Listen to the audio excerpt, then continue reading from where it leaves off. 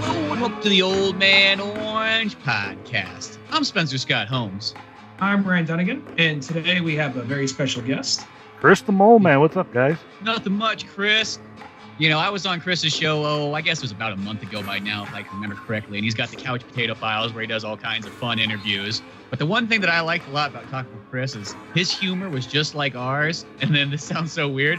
He's like West Coast, which it seems like every podcaster that we always talk to seems to be on the East Coast. So it's so nice. It's like, oh, Arizona, that's right next door. I know there's not a lot of us out this way. I don't know why that is. I mean, I've come across a few, but everybody's New York, New Jersey, Canada, Boston, Miami, Canada. That's another big one. And nobody's Vancouver, Canada. They're always like far east Canada. This might seem like a dumb question. Maybe it's hardly connected at all. Howard Stern, he originally started in New York, or was it like Philly or something like that? Somewhere around there? I think it was Philly. In the movie, he does Washington, D.C. is one of them, but I can't remember where he went to college at. And that's, I guess, technically the first radio thing he did. Yeah, for some reason, I want to say Philly. That rings a bell. Because I wonder if, like, you know, maybe he's just kind of like, you know, almost kind of like just kind of an easy entry point. I mean, you know, he's like the king of radio right now, but and he hates podcasters, ironically enough. But I think that maybe like people just are inspired by him in East Coast, so maybe that's why there's so many East Coast podcasts. Possibly, I don't know why. Yeah, maybe. I don't know. There's not really a lot of shock jocks. It seems like out here on the West Side, you know. Mm-hmm. Yeah, that's definitely true. Maybe it's the attitude, like the shock jock attitude seems always like a East Coast, whether you be Brooklyn or Manhattan or wherever the heck it is in New York. That's always where it feels like, you know, when somebody is out in California, it always has more of a laid back feel, I guess. One of those like smooth radio station guys. Yeah, that's a lot of like the morning shock jock thing, like Bob and Tom, where the two guys, the girl and the laughing guy. Oh yeah, yeah, they're from Indy too. So. Yeah, they're Indiana boys like myself. I used to. Oh, they're Indiana? Yeah, they're in Indianapolis. I assume they're like West Coast. No, they're in Indianapolis. Then only other person I could think of is like Man Cow, and I don't even think he's on the radio anymore. A bunch of stand-up comedians came after him. Yeah. Like, because he was a real supporter of Carlos Mencia, and you have, like, I remember seeing an interview of Joe Rogan and Man Cow. He's like, you gotta admit, he is a funny guy. I just want you to admit he's a funny guy. I'll admit he's a good performer at saying other people's jokes. He's like, I just like him. I support him. Then you support someone who's fucking stealing. And just like Man Cow, just like, just kind of looking there, like back and forth, like he didn't know what to do. Well, then he got like real political all of a sudden. Like it seems like, really like in my high school days, he all of a sudden like was, I don't know, like a crude Rush Limbaugh. And it's like, okay, this is getting old. Like, you know, I don't care. Just do fart jokes, you know? Yeah, stick to the humor. It's I don't know. It's like you guys gotta be kind of careful when you go too political, because then I feel like no matter what you say, you're just gonna kind of alienate somebody or another. And you know, if you're just straight comedy or you're just having a good time, I feel like you kind of got a little bit broader range. And the second you go too far one direction, you know, it's not saying you can't support your own opinion and say whatever the heck you want, but sometimes I feel like there's a time and a place for it. Well, and he seemed like he was going after like his own people. Because I remember one time flipping through, and he was on like Fox and Friends or some BS. He was like talking about Andy and Opie did something, and he was like totally just railing him. I'm like, dude, you do the same thing. It's like, you know, it's like the pot calling the kettle black. It's like it's the same stuff. Dude. I own identity to it. Yeah. No, that's definitely true. Yeah, you got to have your own like little thing going on and not. I don't know, not stir the pot too much in a different direction. Who knows? It's kind of weird. Oh, go ahead, man. Sorry. Oh, I was just thinking, it's like when I think about radio, you know, it's one of those ones like every time I turn the radio on, well, I very rarely do, but I think about, I'm like, how much longer will commercial radio last? Because it's one of those ones like nobody's going to be paying for that very long. But I do think the cool thing is once like commercial radio dies out, I think there'll be this new kind of like stream of almost like indie podcast people who can take a hold of those radio waves, unless they just give them back to the military or something like that, and have like, you know, just kind of free shows that are broadcasted out and people can kind of do whatever they want, almost like podcasting, but retro podcasting. Which would be pretty cool. I mean, it's kind of interesting we're doing all this talking about radio, because in the last week, I don't know how, I just fell down the YouTube hole of just related videos, and I've just come across just like hours of just awkward fights and arguments, like on shows like Opie and Anthony or Jim Norton and Opie getting into it for like 45 minutes on their show. Like, you know what, man? Fuck you. I've been doing this for a long fucking time. I don't care if this is on the air. I'll fucking say it, just getting into it. Then Howard Stern, like a couple times it happened with Howard Stern. I've just been listening. So it's kind of funny. We're listening to this and we're talking about this now. And they even talked about, because I listened to this big, long rant, like a Joe Rogan podcast led me to it. And I went and looked into it. Howard Stern's kind of like one of the last big radio guys, it seems, because he was almost kind of like just bashing what's his name, Ari Shaffir, saying, who the fuck's this guy? This is a nobody. And Ari Shaffir's like, there's this thing called fucking Google. You just put in my name and see all this shit I've done. And Stern, I'm not denying he's not incredibly smart and talented, but even he seems kind of a little behind the times when it comes to all the current status of podcasts. I think there is a bit of a fear. Or you go ahead, Chris. I just think Stern's just trying to cash a paycheck. I was reading an article about him. And it seems like he's kind of turning into like Barbara Walters a little bit, just doing interviews. But he only works like 4 days a week or 3 days or something like that. And if you don't do exactly what he wants to do, he just throws on the best of and says, all right, whatever. You're here to talk about what I want to talk about, and that's it. So I don't think his heart's really in it. He's still entertaining, but I think he's just there, just cashing that punch card, which I don't blame him. I would do the same thing, Yeah, because he's getting paid well and everything like that. He's been doing it for so long that it's just kind of like his gig might as well keep going. I mean, at the end of the day, how hard is it to show up and just talk? Yeah. It's not like he's out there doing something heavy lifting and, strenuous activity. It's like, you could do that till you're 95 years old. You know what I mean?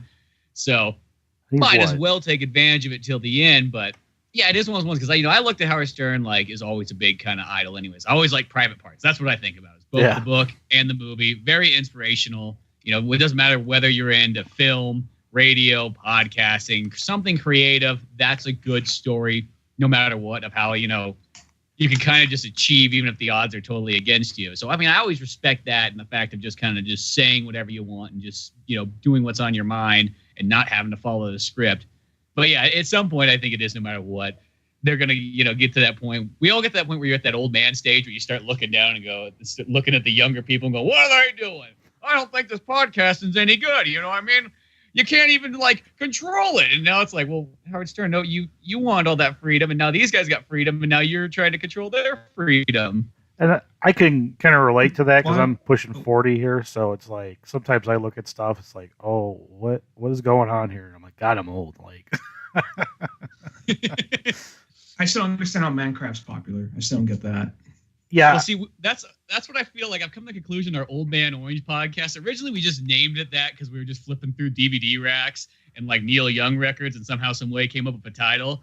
But when I really think about it now, I'm like, what it is it's kind of like the slogan of an old man mindset in a younger guy's body, because it's just I feel like it is kind of looking at things. And you get to that point, no matter what, no matter how old you are. I think even a 20-year-old can look at a 10-year-old and go, I don't get it, and a 30-year-old can look at a 20-year-old and go, I don't get it, and so on. And it stacks up, and it just kind of gets to a point. There's always going to be something just a handful of years below that just doesn't make sense. Just hard to get your head around. Well, going back to the thing you're saying about Stern earlier, about he thought he was just cashing in a paycheck, which I think you're right on that. To bring it back around, just being kind of disconnected, because like you said, Spencer, he was the underdog. Everything was against him, and he's now the king of radio, basically.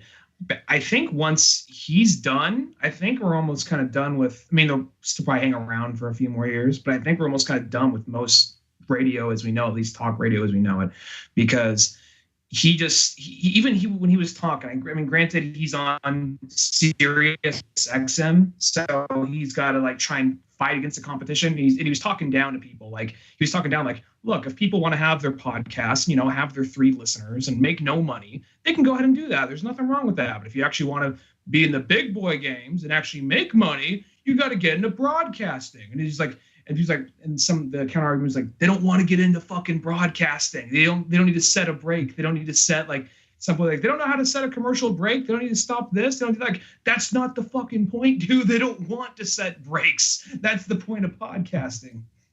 I think it's, I can do and say whatever I want to say, and who's going to stop me? I mean, I guess that could be bad in a way too, but I mean, if you don't like it, don't listen to it. I mean, I'm my own sponsor.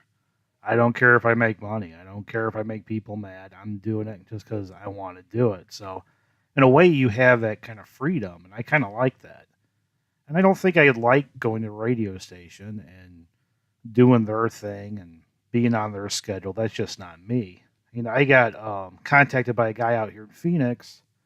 He does like a online radio station or something. So it'd be just volunteer time. And I was thinking, oh yeah, I'll do Friday nights or something. I could broadcast from my home, but it's like, I can't curse. I can't do this. I can't do this. And I'm like, I don't want to do this. It's like, it's not worth it. Yeah. Once it starts limiting your freedom, I don't know. It kind of takes it away. I think that's what I consider podcasting probably the most purest form of art. I don't think there's any other art out there that realistically anybody can do. And you can kind of say whatever you want. You can talk about whatever you want.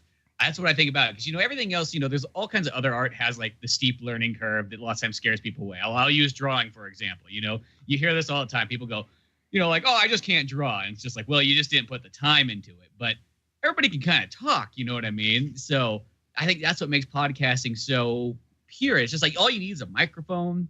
Maybe you need the internet. Maybe you don't. A recorder, and boom, you're set. It's super simple. And I think that's what makes it kind of cool. And it's almost like next thing you know is once you get in that radio world and they start taking away like, oh, I can't swear. And don't mention this. And you got 5 minutes here. So make sure you get that done real quick, and then here's the script. We want you to kind of stick to this. I mean, you can go off a little bit, but mainly stay on it.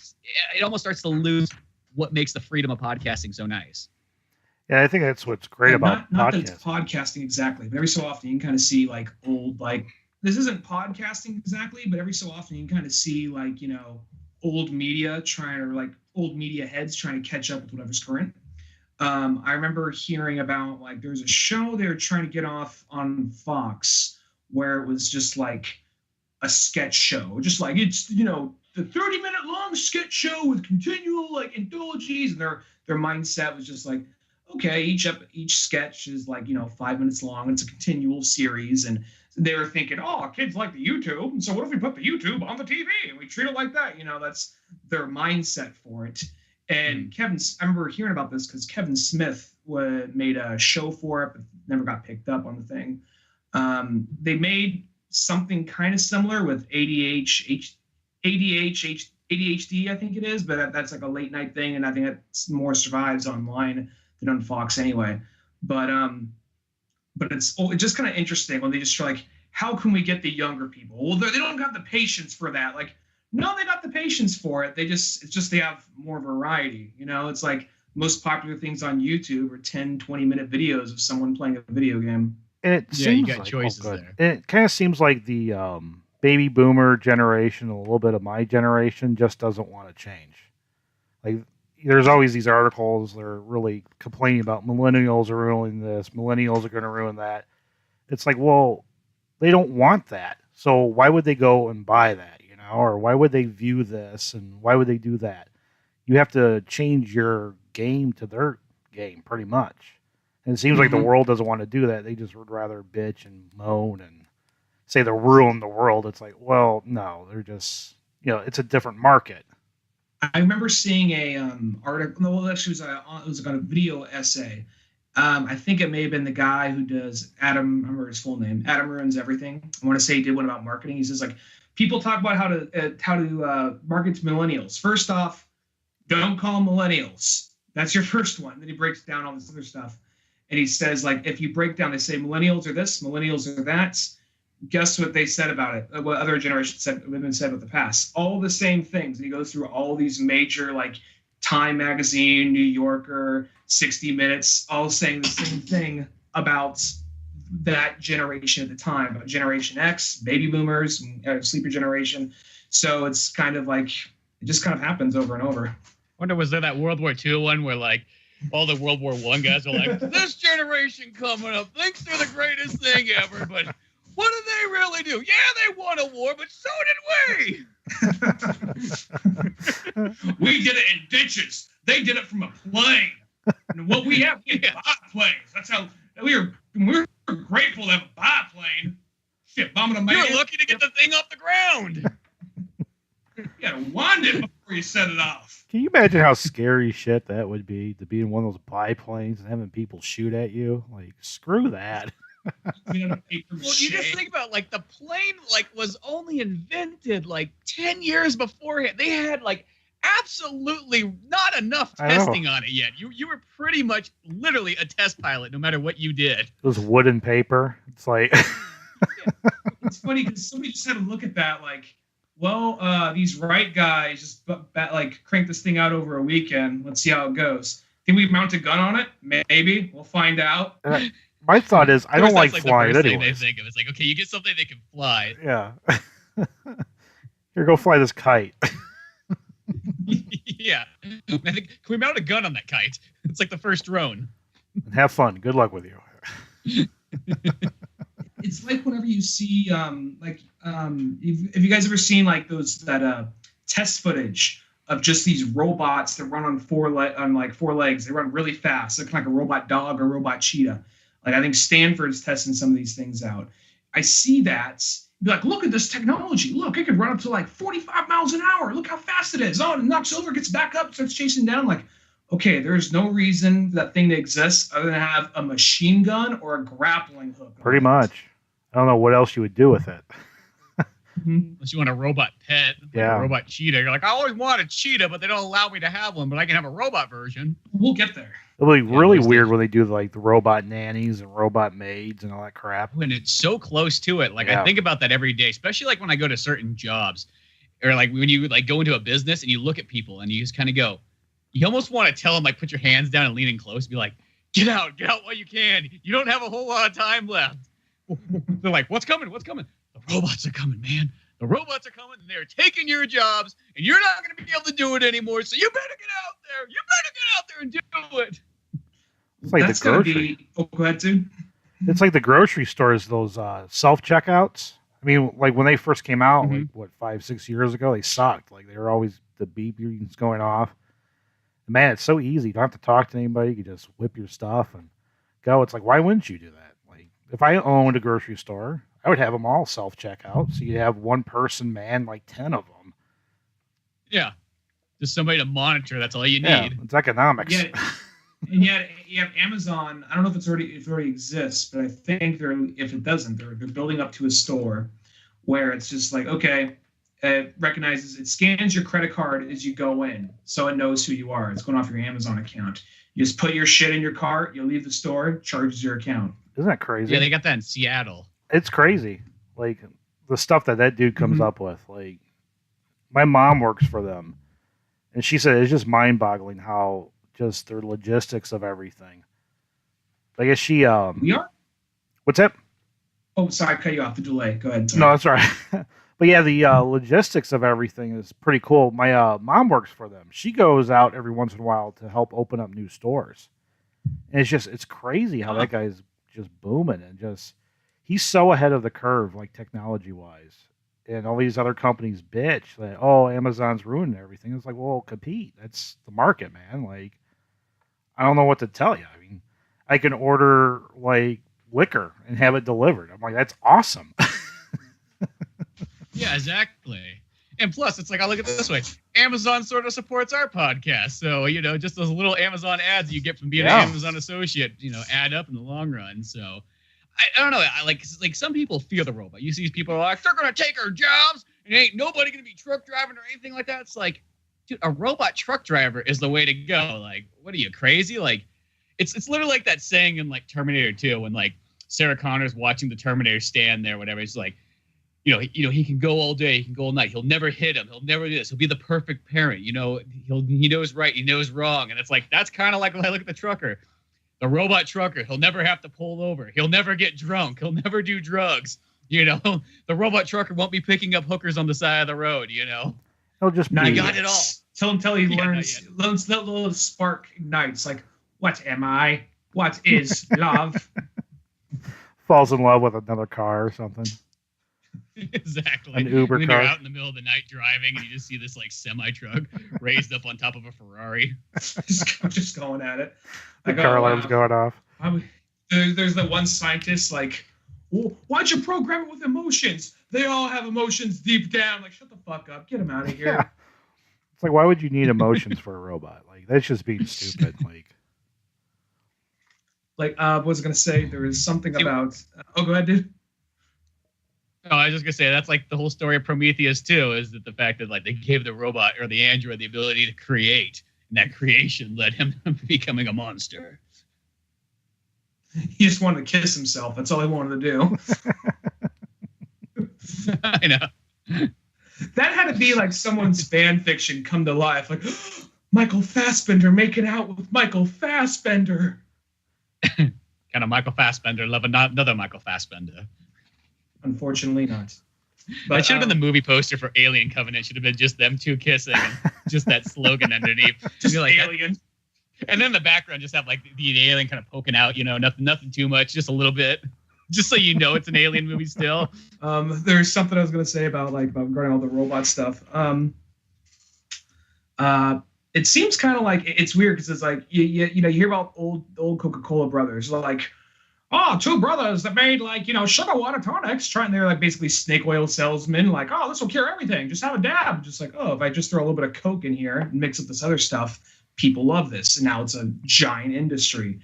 The equivalent to that is like Amazon. They used to sell used books, now they make everything. That's always an interesting thing you think about. It's like, how did Amazon make billions of dollars? Used books. Yeah, isn't that crazy? And he started out in his garage, which is even weirder. Yeah, you just think about that. Just that's all it was. You just think like, did he just have a plan? Like, okay, used books, then new books, a little bit of everything. All right, just send whatever they want. We'll figure it out. Oh shit, world domination. I know you probably don't expect much. Probably just like, all right, I'll just make a little bit of money here. It's perfect time to jump into this internet thing. And that's the case. Or it's like, when you mention Coca-Cola, it's like the original reason why soda was invented was to take medicine. It's because medicine tasted so nasty. They're like, here, mix it with this soda. That's like Dr. Pepper and all that stuff. Well, I'm kind of wondering when all these major, tech companies take over, it's going to be basically between what? Google, Tesla, Amazon, Apple, maybe? Apple, Windows, or Microsoft. Microsoft, yeah. That'll be the rise of the machines. Oh, it totally is. I guess it's going to be like choose your side. You're looking like, well, I got an iPhone, and I also got a Kindle. Alexa and Siri will Alexa and Siri will square off with each other. Cortana. Yeah, or Tana or whatever. The robot wars. Yeah. It's one of the ones too. It's like, it's like I look at it being like pro robot. Like I am totally down for all these robot things. Like that to me is like that's just progress. I know some people go like, oh, they're going to take these jobs away. It's just like, yeah, but here's the thing. There'll be something else. You'll be able to fill that void. And actually, they're trying to think about like options because I think that in about the next 10 to 20 years, so many like small jobs are just going to drop off the face of the earth just like instantaneously. Because the second that all these like tests are all done, in 20 years, there probably won't be cab drivers. There won't be anybody at fast food places. There won't be anybody at regular small restaurants. I mean, there will be special restaurants that have stuff. There's not going to be, there's just going to be so many things. It's just like Safeway and all that stuff too. It's like how many cashiers are going to be around anymore? It's going to be like all automated with like one or two people to maintain it. And then at some point, they're going to have the robot, bouncer sitting there. Just if you're going to mess things up, he's going to come by. The robot strip club? Yeah. I would say or Safeway. I just have to imagine it's just some robot still like in like a black security shirt, arms crossed, looking all intimidating. Well, as long as they don't replace the strippers with robots, we're good. What was that, Chris? I said, as long as they don't replace the robots or the strippers with robots, we're good. Okay. I don't want to see that. I feel like that still has its own audience. Yeah, I'm sure there's a bunch of freaks out there like that. There's those certain businesses like Yeah, there probably is people that would like the robots. The Japanese. Oh yeah, they're gonna beat us to the punch. They're gonna beat us to the punch on all this stuff. But yeah, it's like one idea they have that they're trying to kind of go, oh, okay, crap. All these people are going to be out of work all of a sudden, and they're testing it out in a couple of countries, and they're going to test out in Hawaii as well. Is they got this unified income thing. Everybody just gets paid this like base rate of like survival, enough money to pay for rent, pay for food and supplies, and that's about it. I don't know what that exactly means. I try to think of it like in California prices. That would probably be like $800 a month, give or take. But they're gonna, because all of a sudden there's gonna be all these people out of work, and it's just like I think their idea is that, hey, we pay them this, and then hopefully they'll be able to achieve dreams, education, and so on. The only downfall is that 50% of the people aren't gonna do anything. Oh yeah, definitely. Yeah, because I'd have a hard time if somebody was paying me just to do stuff. I'd probably do nothing. Like, I can podcast every day now. Yeah, wow. I do my own show. All three of my listeners will be treated. Yeah. A lot of Bruce Springsteen like songs are gonna suddenly feel like less meaningful. Like, I get up every morning to go to work. What's that? Yeah, Dad. What's work? No, there's a time, son. Yeah. There's a time. The boss do it. Who's the boss? Fuck. Google it. I don't know. Who's the boss and what's a boss? Yeah. That's weird to think, though, because society would have to change so much if everything was like animatronic and everything, It's just, the population, you would have to stop population from booming and all this other crap. Yeah, because you guys start thinking about like, oh, where is this, kid going to work in the future? What's going to be, if you're not fixing robots, what are you doing? That's all there is. You got to repair the robots, Johnny. If the robots aren't repaired, you don't got a job. You can't go out and cut wood. You can't go out and work the coal mines or drive a semi-truck. You got to fix robots. Well, China literally leans in and says, like, how many, like, kids you're allowed to have in their country. So I'm wondering if we're going to reach that point, because population is pretty bad right now. So I'm wondering if they're going to reach that point, like, just knock on the door, like, hey, we noticed you got a new kid, and, we'll have to kill it. Sorry. This is the robot. You're paying for the bullets. Yep. You're like, hey, is that the robot from the strip club? Yeah, he's got 2 jobs now. Yeah, you know how it is being a robot. You just can't live off one job. You gotta have 2 or 3 to support yourself. That's pretty bad when a robot can't support itself, Robot can't even pay for his own robot apartment. His wife left him. His kids don't even talk to him anymore. It's like, how does he have robot kids? I don't know. He built them in his backyard. He's got a backyard. This robot does. Yep, that's what he's got. Science found a way. Like the robots just has like a wife beater stained in oil, just like sitting out on the porch like in a rocking chair. Yeah, just like, oh Christ, just cracks open like a can of like, I don't know, just oil. I can't think of anything else. Oil, lubricant. Yeah, polish, something a robot would need. Eats a couple microchips like out of a bag. Just scratches his balls and sees like some humans go by looking all like happy and just like, yeah, just like, fuck. That's how the uprising starts. Well, that's what the humans look with the fence. Hey, you stupid robot! Why'd you get out of the town, cyborg? Just they start throwing things at him. They drop something on like the ground on purpose. Like the robot's like, I have to pick it up. I'm programmed for it. Grabs it. Fuckers goes and throws it into like their recycling. They just kick the recycling thing over. Just keep walking. Pick that up, you stupid robot. So what's going to happen is robot bullying and racism against robots and machines. That's just what's going to be. Oh yeah, they'll be like have to live in separate areas. There'll be a robot ghetto. Exactly. Where robots like fight each other for spare parts. Robot trailer park. They wouldn't be hooked. What would they be hooked on, though? They wouldn't be hooked on meth. They have to be like, I don't know, tranny oil or something. Kerosene. Futurama taught us like raw electricity. Yeah.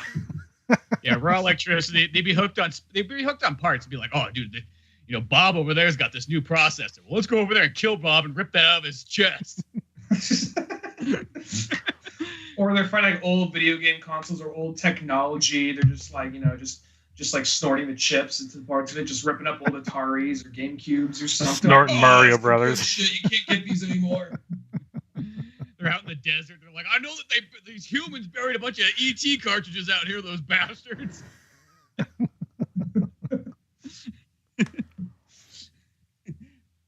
That'd be like the robot Breaking Bad. They're out there in the desert looking for ET cartridges to cook them up, sell them.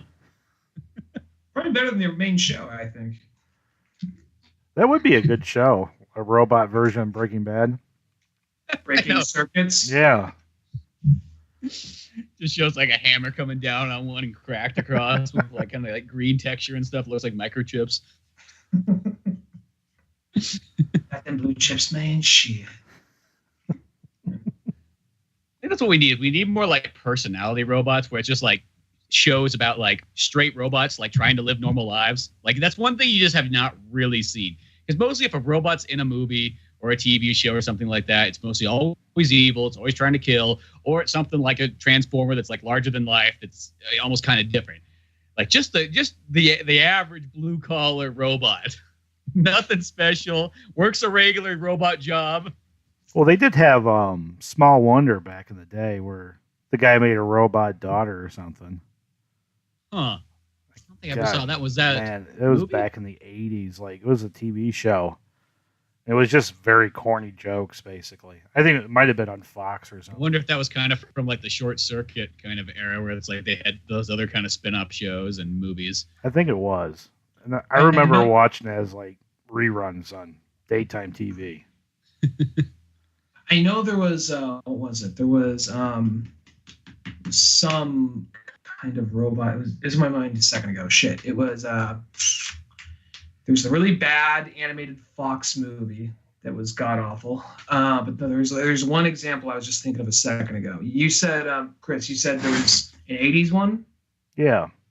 80s one. What's the one I was thinking of? Shit, on the spot here. Fuck. I don't know. Maybe it'll come back to me. But make it more about robots just for a second. There's that really weird, god-awful Fox movie where just like, this is a robot society with robot people. It's all fun and wacky. Just like, oh, Jesus Christ. And, they had... Oh, wasn't that the one that's just called Robots? They're just called Robots, yeah. Oh, yeah. I remember what you're talking about. Yeah. We were actually talking about that. Not about that, kind of. Like, we were talking about, like, sometimes when they're like having like the trailer for the movie, like so-and-so says best movie of the year, 2 thumbs up, da-da-da. I remember saying like, maybe I'm wrong here, I remember seeing an ad for the movie and it was literally says like, one of the best movies you've seen this year. It's in quotation marks, but then there's like no source. It says like, some of the best action put on screen, quotation marks, no source. Like all this in this trailer. Like, who the fuck's saying that? I just throw it in quotes. No one's going to fucking read it. Yeah, the producer's saying it. And yeah, put it up there because clearly nobody else is. Yeah, some of the stuff that they pile out of Fox is just like, oh my God, you guys just... Every time I see a bad movie, I just think, wow, all these people sat around in a freaking boardroom and got excited about this project. You know? Or yeah, had to get excited. Because you think about like, I mean, like you could go through the emotions and make a movie like that, but I feel no matter what, you got to get yourself somewhat inspired to like, to go out and direct something like that or write something like that. You just got to get into it a little bit. You'd be like, well, I'm making a robot one and it's going to be fun and wacky. Every morning you wake up, you look at yourself in the mirror and you got to talk yourself into it. I feel like just one more, man, one more, and you'll get your dream project. Get your dream project, man. Just one more of these ones.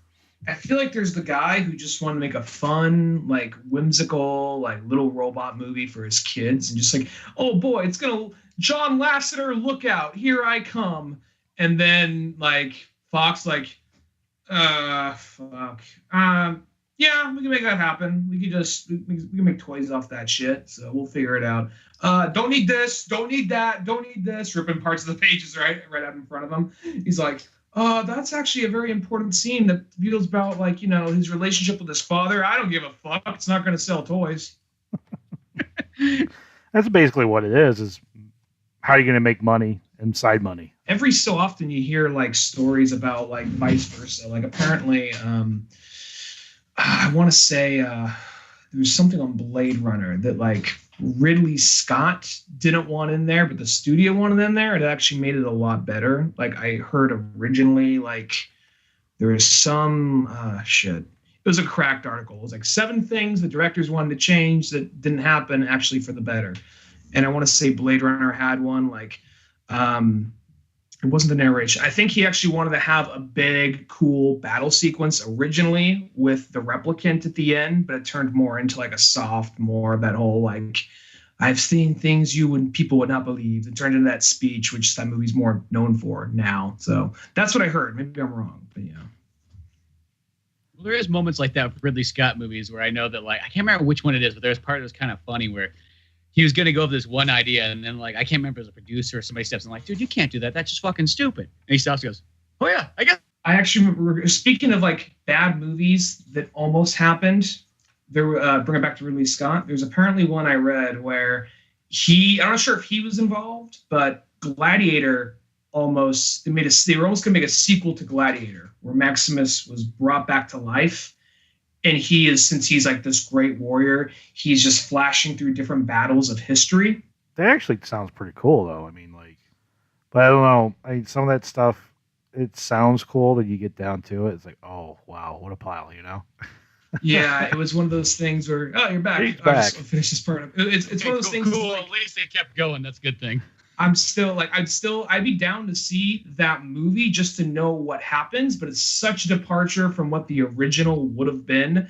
It's just kind of, because it really sounds kind of like a kid, just it sounds like a little kid's like, what if Maximus came back to life and he fought in World War II, Vietnam, the Gulf War? I mean, it sounds so crazy, but at the same time, kind of like, I don't know how that turned out, but I kind of do want to know what that would be. Did you know about that, Spencer? The almost Gladiator 2? No, I didn't know there's a time traveling gladiator. It was where he was going to be brought back to life to go on adventures and like through different, because he's one of the greatest gladiators. So he would go through time into different great battles of history. And it's not gonna be like one of those ones where he's like Brad Pitt and like Interview with the Vampire. He's like, I just want to die. Can't I just die? It's like, no, you will fight on, and now you will live for eternity. The article I read it is just like, I'm fighting. Whoa, Vietnam. I'm fighting. Whoa, Persian War. You know, do like Quantum Leap. Who's the mastermind? Sorry. Be like, who's the mastermind that's controlling, him coming through time? I'd love if it was Walking Phoenix or something somehow, like I don't know how he did it, but I don't remember. It was like an article I read that just gave a quick sum up of him just time traveling through different battles of history. I was just wondering who the character was that was bringing him through history. Like, I don't know if it's said. Maybe it would have been like Zeus or some shit. Okay, it was like a god. I didn't know if it was a god or it's like in the future. It's like in the future somebody gets control of the time machine and decides to bring Maximus. Or, is his name No, Maximus was the other guy. Maximus was Russell Crowe. Yeah, he decides to bring Maximus through the ages.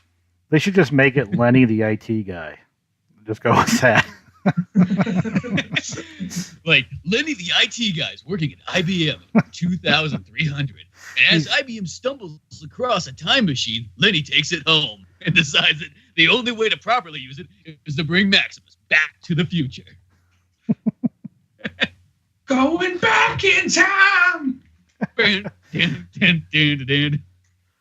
Some like the studio execs are watching it like on the test screening. They turn to Ridley. Now you're sure about this? Fuck yes, I'm sure. I'm Ridley fucking Scott. Okay, well, as long as Ridley's good with it, I think I'm good with it. Are you good with it, Frank? I'm good with it. Joe, you good with it? I'm good with it. Well, I guess what's good to go then. I mean, really, who's going to really question Ridley too much? You know what I mean? The only time somebody probably questioned was when they made that one movie, the Stickman? No, that's a good movie. I like the Counselor. That was probably the only time that somebody's like, yeah, Ridley. Because I think of that being like the only Ridley Scott movie that was just okay. Like, mostly everything else he makes is really good. And that was just the one. It's just like, well, it had a cool Brad Pitt death scene. Did you see that one at all, Chris? No, I didn't. I'll have to check it out. It's worth watching, but it's not like an amazing movie. I'm one of those guys that like bad movies. Okay, yeah, sorry, go ahead. I like bad movies just to sit there and make fun of them. Like, so I'm one of those weirdos who will seek them out. So if it's bad enough to make fun of, I'll do it. Like, yeah, like I'll check it out. This one's not like bad like that. It's just kind of not interesting as much as like you would expect. Gotcha. It's not like corny or anything. It's just almost one of those movies that's like maybe it needed a little bit more action. Maybe it needed, I don't know. It just needs a little bit more something. But it has an amazing death scene of Brad Pitt in it. Like one of those ones where you're like, I've never seen that before. Sweet. Regarding that movie, just clarify, not to backpedal too much. I actually like Matchstick Men, but that's just also one of those movies when you watch like, oh, this is a Ridley Scott movie. You just know one of those movies you would expect his name to it. But that movie, The Counselor, I think that they actually had high hopes in that movie because that was written by the same. Well, it's based on a book by the same person who made No Country for Old Men and The Road, and both those were. One Best Picture. The other was really critically received, even though you and I really didn't care for The Road that much. And on top of that, I think we got this really high profile like writer, and then we got Ridley Scott. Then we got this all-star cast everyone loves, and then just have this really long, really dry, really bleak movie, and just kind of ends with that headless, naked corpse tumbling into like a landmine, landmine. Not landmine. If it was a landmine, that'd be a pretty cool. Not landmine. Yeah, no, it's a landfill. Landfill escaped me. Jesus. Okay. It's okay. That's what happens at late night podcasting instead of like daytime podcasting. Yeah, naked dead body just like that seemed like maybe that was the original plan. Like dead body hits a fucking landmine. Like it's already kind of weird and awkward showing a dead, naked, headless body tumbling down the fucking. All right, fine, landfill. Fuck you. Which I think that'd be gold if it hit a landmine, shot up in the air, hit another landmine, did that for about 20 minutes. I mean, like Emmy. And then the credits start kind of rolling on top of. Yeah. It's after. It won't say who, because I don't want to spoil it for you. But it's like, a major character in the movie just gets it really hard, the worst way possible, and that's who the person is at the end. You see just tumbling down this hill, and it just had this like song like playing. This just bounces from like explosion background, killed all the dramatic momentum that was building up that whole time. Or do it like the that slow mo, like in the beginning of Deadpool, and they can have all the credits go, shrapnel and body parts going everywhere. Oh, that'd be awesome. I just like sometimes there's some movies out there that I really just went. Or I think that if they just went with this ballsy tone, like right at the very, I mean, like you're at the end of the movie. What's the worst thing that's going to happen? They have already sat through everything else. Just take that extra step. Like me and Dunigan have talked about this before, but like in Gran Torino, that movie should have ended just like a traditional Clint Eastwood movie where it's like you have the normal movie as being kind of this like comedic drama, about life and, about like the change of America and everything like that. And then at the very end, when Clint Eastwood has to go save the day, all of a sudden he's in there just shooting the place up, and it's just this huge action scene, and there's explosions, and then next thing you know, Clint Eastwood gets shot. But what does he do? He gets up and he tosses out the stove furnace like lid. I was gonna say lid, but that doesn't sound right if you're opening it from the side. The door. There was a slab. Yeah, the door. There we. The door. The door. And he just keeps going on. It's just like, why not? Just you're already this far into the movie. Just go with it. Even though this is a few years beforehand, I'm imagining it being that like James Brown Tupac mashup from Django Unchained. He's just running through this house shooting all these gangster guys. Yeah. So that would have been a better ending. Boys in there giving him cover fire. The boy and the priest. Yeah, the priest. Gotta have the priest in there too. That was important. He's got double shotguns. What brings you here, Padre? I seek justice, the Lord's justice. That's what I thought. The ending of that movie was just such a letdown. It was just kind of like, I sat through this to watch this. Like, all right, whatever. Well, I gotta agree. It's like I love that movie, But I will say it's like the ending. It's the realistic ending. Like in real life, that's how it would go down. Yeah. But we're at a movie theater. You know what I mean? Like, just give us I just feel like it's such a, like, that movie is great. But that movie could be pure amazing if it just had just this badass 20, not even 20 minutes. It could be 10-minute long action scene at the very end. It just didn't finish and good. It just ends. Oh, go ahead, Chris. Sorry. It just didn't finish good, I thought. I just like, all right. This is what I would have wrote, you know? Oh, big deal. And as they leave the place, like, just freeze frame on the flame building behind them, like, Boys That Were Back in Town by Thin Lizzy starts to play.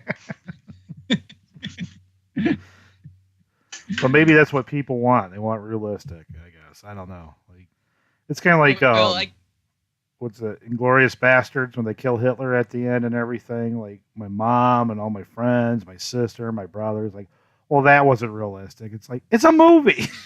That's a perfect example. Inglourious Bastards is that movie that, like, pulls that ending that almost needed to be in Gran Torino. Like, because that's that kind of movie where, like, you feel like, okay, realistic, and then all at the end, it's like, you're like, what? They just killed Hitler?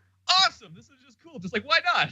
And you have this big action scene, and it's just like, yeah, it works out. Yeah, my wife was so confused.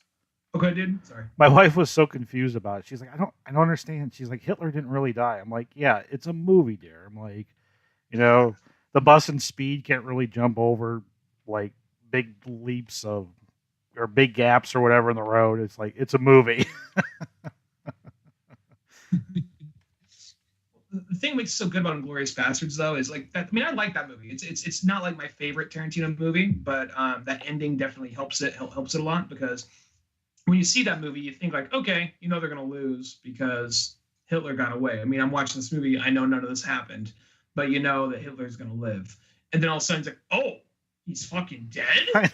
They changed history. Oh, okay, cool. Why not? And I thought it was a good idea. I'm like, why not? Like, yeah.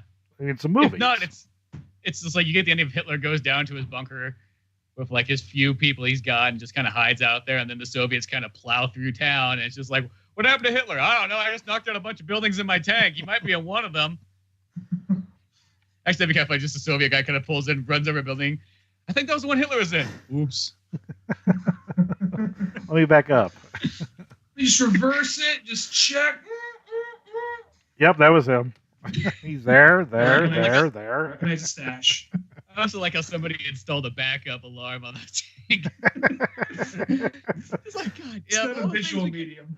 Safety first. One guy's looking. He's like, you got a backup alarm on your tank? They just handed me 5 rounds. I don't even have a gun, and you got a backup alarm. I've been here longer. 5 rounds. Throw it at the guy. They could at least give me a sword or a knife. I always just thought that was the weirdest concept. It's like, okay, here, you get a gun, you get an ammo. And it's just like, now go run in there. Why don't you just send half of us in there that have both the gun and the ammo, and the other of us can just wait and watch or hide out with swords or stones and something other than just holding ammo in my hand. Yeah, we want everyone to participate. Yeah. No one wants to feel left out. Yeah, it's almost like, capitalism, you would have the guys. Some of you guys would just have guns, and you other guys wouldn't. But since you're communism, you have to all run in there. To me, it's like, well, if I don't have a gun, here, you take the ammo, and I could go hide. Is that cool? Yeah. I'll give you a thumbs up from the background to tell you you're doing good. I'll yell, over there, to the left. Yep. I'll be the emotional support. The cheerleader. Go, go, go. Yay. You're like hide behind a building, like, hopefully they don't blow up this building. Hopefully they don't blow up this building. Hopefully they don't blow up this building. That is one of those things when I first saw that Enemy at the Gate as a kid, I was like, wait, what? Even as a little kid, I was still kind of like, this plan doesn't make a whole lot of sense. It's one of those ones. It's like, I don't know what the rational idea behind it was. I would like to know. It's like, that'd be a podcast. Can we go back in time? If we go back in time and get Maximus, can we just go back in time and like interview some of these guys and go, what was the plan behind this? Just fill us in on this, please. Like, I gotta know. Like, how was this a good idea? Like, I don't, at least give these guys something else. You know what I mean? Give them spears or something. I don't care. Was it Khrushchev that kind of came in and says, "Hey, what the fuck are we doing?" Or is he the one that like implemented the whole like, "Hey, yeah, you hold the guns, you hold the bullets"? Yeah, it was probably just whatever general was in charge of Stalingrad area right there at that time. But that just seems like bad planning. I think it's just that thing. It's just, I don't know. It's like you get scared that your country's going to get taken over, and then you just kind of panic. You do a mad panic to like defend it, and you don't really know what you're doing because you're in this mad panic, and you've just like literally advanced like way later than everybody else around you. So you don't really know how to use all these things. You just got all these machine presses and everything, and I don't know. It was too much technology too fast, I feel. Still, there's mad panic, and then there is you hold the gun, you hold the bullets. I don't know. That seems like a whole other level. I mean, my thing would be like, fuck you, give me the gun, give me the bullets. I'm heading out. You guys wait here, whatever the fuck. I don't care, you know. And then there's the guys like, I don't have a gun or bullets. Well, you just hold your dick and run in there. I don't know what to tell you. They'll get confused. Just comes like waddling out. Yeah. Here's a stick, pretend. Those Germans don't know how to handle that. And what if the Nazis are like, we've trained for this particularly? Shoot the guy with the bullets. Rights. I mean, honestly, on the other end, if you shoot the guy with the bullets and the other dude can't reload, you win, you know? Yeah, pretty much. Oh, I don't know how we really got to Stalingrad and all this stuff. I'm trying to trace back how it got there, and I'm really not too sure. It went from Gran Torino to Inglourious Bastards. Oh, it was like all over the place. Street. That's how it got there. Okay, just making sure. Sometimes it's like you take these paths in life, and you just sometimes forget how you got there. So you just hit the fork in the road. Like, let's go to Stalingrad and see where this takes us. Yeah, Inglourious Bastards, Stalingrad. It all came full circle there, I guess. But. So we actually haven't had a chance to talk about this yet. So, Chris, you basically kind of interview people for your show, right? Well, I was, and I kind of changed gears a little bit. I'm still trying to figure out what I want to do. So I've kind of gotten into like the whole conspiracies and all that other crap here lately. Because I kind of get into that stuff, like the UFOs, Bigfoots, and the next show I'm doing here is about the Salem witch trials and stuff. So it's just, I figure if nobody's listening and I'm doing something, I might as well do something fun, Well, yeah, well, that's like, I'll say this. We've sat here and we still don't know, after like 300 something episodes, we still go, are we doing this right? Should we just go in there with no topic, or should we go in there with a topic? Like, what's the best plan of action? It's going to happen. It's going to happen out there. Yeah. Quote Russell. Well, when you say like conspiracy theory stuff, is it more of like, is there some that you believe in, or is there more of just kind of like, let's just talk about this one because this one's just kind of fun just to kind of like poke at or some think of them about for a minute? Are fun. Just I'm a skeptic with everything, So a lot of it is just me kind of poking fun at some stuff. Like the last one I just did was about the lizard Illuminati, to where like this dude thinks that there's lizard people that control us and everything. And this guy, David Icke, he's very interesting. He's a dude in the UK that has this whole theory. And I actually want to go see one of his lectures because he's very relaxed about it. Most conspiracy theory guys are like in your face, and he's just like, well, this is what I know, and you can believe what you want to believe. But he seems pretty entertaining. He called the Queen of England like a pedophilic, Satan-worshipping lizard or something like that, and he jokes that he's going to get knighted soon. I'm like... But most of that stuff I don't believe in. I'm one of those people I have to see to believe.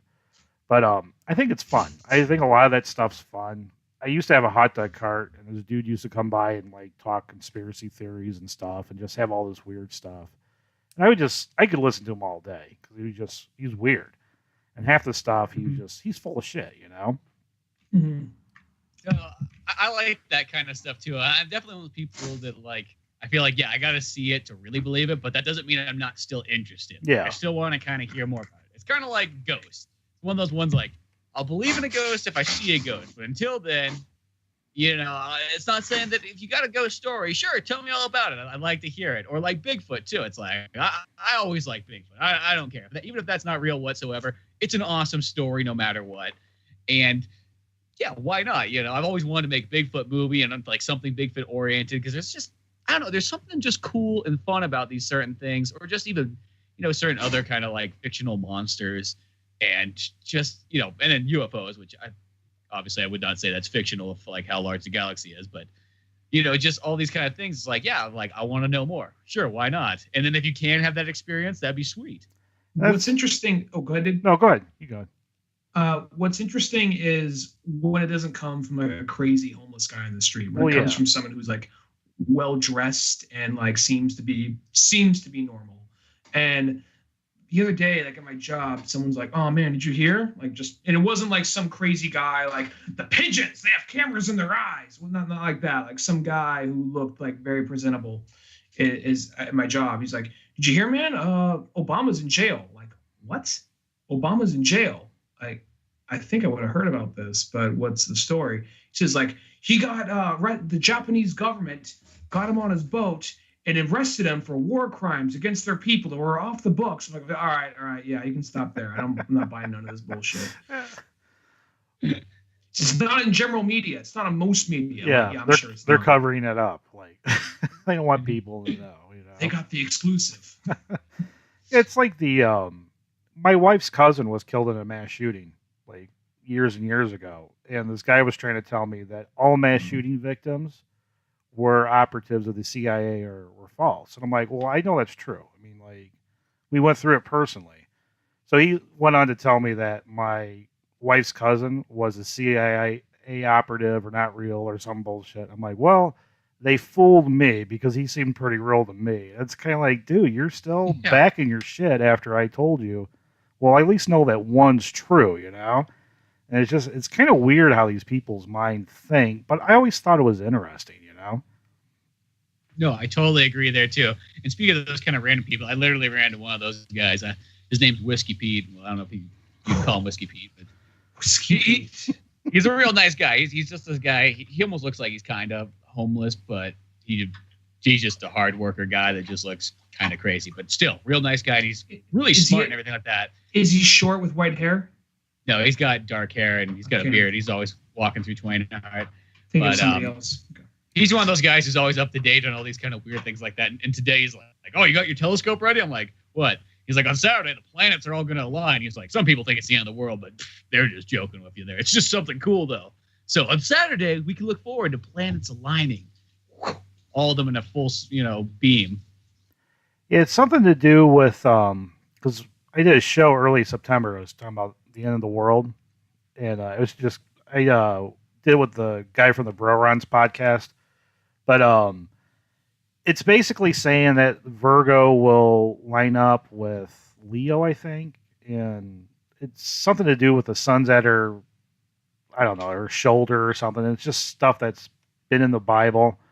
Like she gives birth to Jupiter. So they're saying the Virgin gives birth. And this is one of the signs to the end of the world. Plus the eclipse that came over the United States had something to do with it. And it's like, well, there's always eclipses. It's like every 18 months there's an eclipse somewhere on this planet. It's a total eclipse.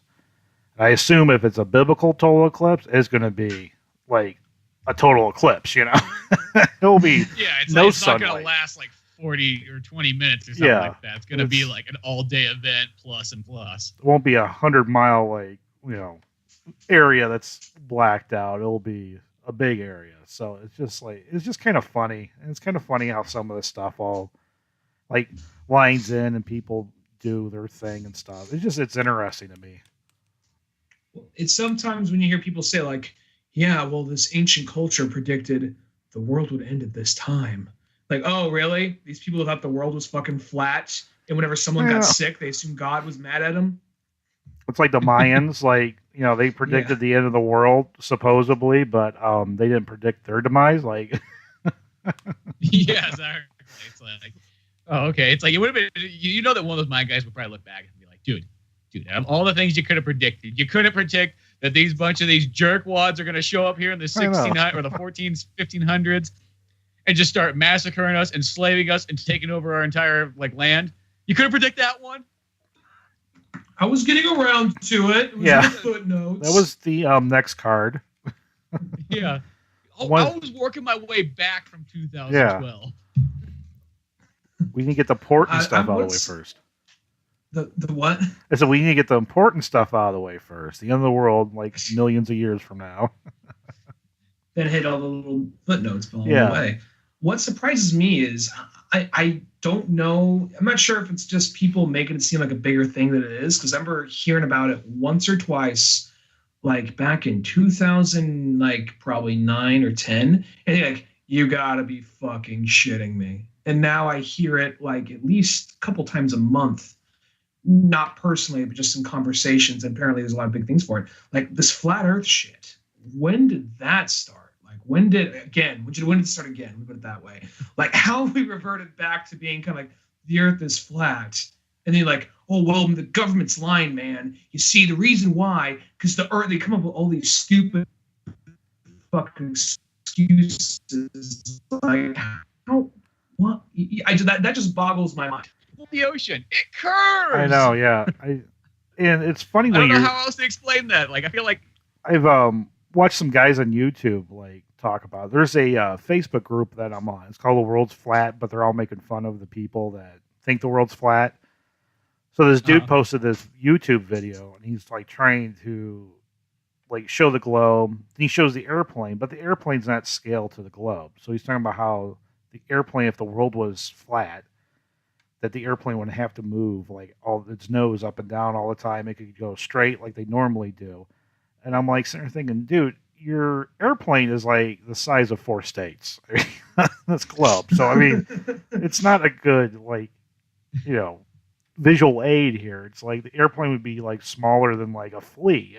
And I'm sitting there thinking, I have friends that fly. I mean, yeah, you do adjust all the time. That's why you throw on the autopilot when you're flying. It does it for you, It's does science just escape your brain, or what's the deal, Yeah.